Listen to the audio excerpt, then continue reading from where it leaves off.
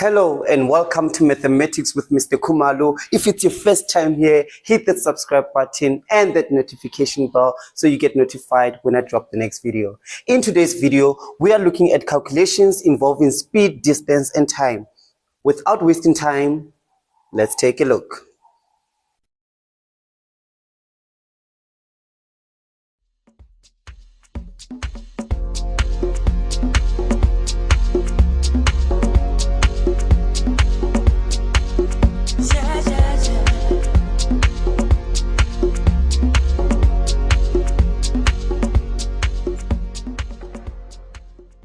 When we are doing calculations involving speed, distance, and time, we will have to make use of three formulas that we can derive from the triangle on the board. So now, when we are doing speed, distance, and time, what we can do is you can draw the triangle on the board, divide it into three, label it DST. So I always remember it as DSTV. So you have your DST, D which is for distance, S for speed, and T which stands for time. So when you are doing calculations based on speed, distance, and time, they can give you two variables and you will have to calculate the third. For example, you might be given the speed and time and asked to calculate the distance. So if you're calculating the distance, you go to your triangle, close off the D. So D is equals to the speed multiplied by time.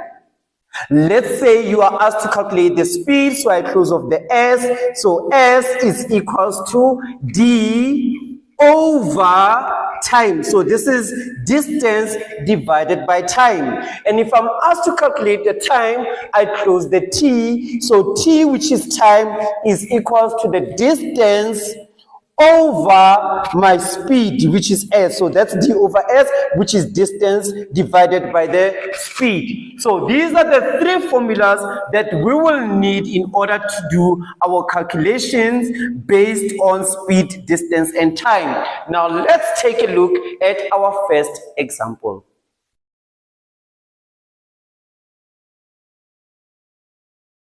A girl cycles for 3 hours at a speed of 40 kilometers per hour. What distance did she travel? So we know that we now have to go and calculate the distance. And they tell us that she travels at 40 kilometers per hour. So the minute you see something like 5 kilometers per hour or meters per second, then you know that is your speed. And then it says for how long? It says for 3 hours, and that will be our time. So we are now calculating the distance. And according to our triangle here, the distance is equals to the speed multiplied by the time. So distance is equals to the speed multiplied by time. The speed is 40 multiplied by the time, which is 3. Right, so 40 multiplied by 3 will give us 120. But now we are not done. So what is the unit that is going to be here?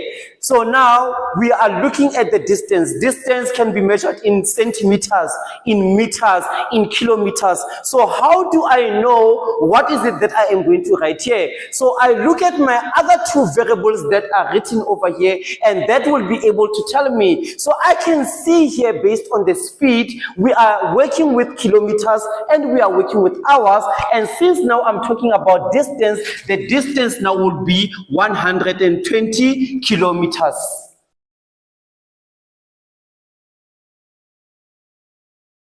Example 2, we have a cyclist travels 20 kilometers in 4 hours. What speed did the cyclist cycle at? So here we are looking to calculate the speed. So again, you write your variables. So we have the speed, we have the distance, and then we have the time. So if we read our problem again, it says a cyclist travels 20 kilometers in 4 hours. So we can see that we are given the distance, which is 20 kilometers, and we are given time, which is 4 hours.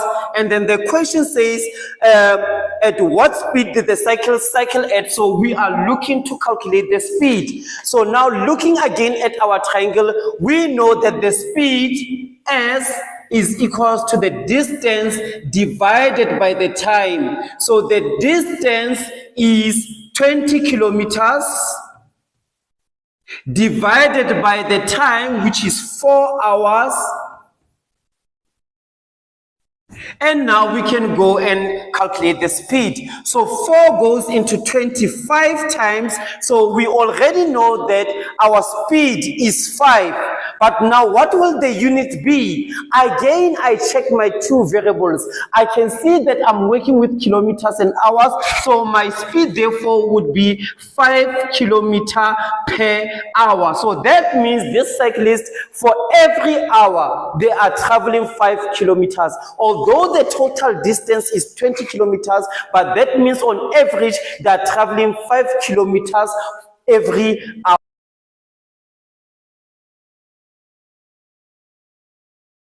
Right, so for the last part of the video, we are looking at this one and I want you to try it. It says a beetle travels at a speed of 9 centimeters per second. It travels at a distance of 180 centimeters before it is caught. How long did the beetle run? Right, now that you have tried this one, let's take a look at the answer. So now we have our variable speed. We can write distance and then time. So now we know, because they asked us how long did the beetle run, we are basically calculating time. So we don't have time, but we are given a distance. They say it travels at a distance of 100, or it travels a distance of 108 centimeters, and it travels at a speed of 9 centimeters per second.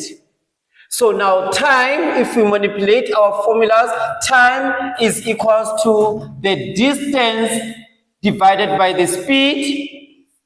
So the distance given to us is 108 centimeters divided by the speed, which is 9 centimeters per second.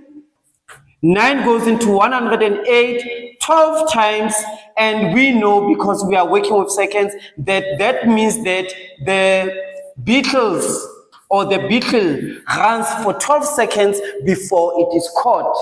We have come to the end of the video for our speed, distance, and time. I hope you enjoyed the video. Please like, subscribe, and share. And remember, practice makes improvement.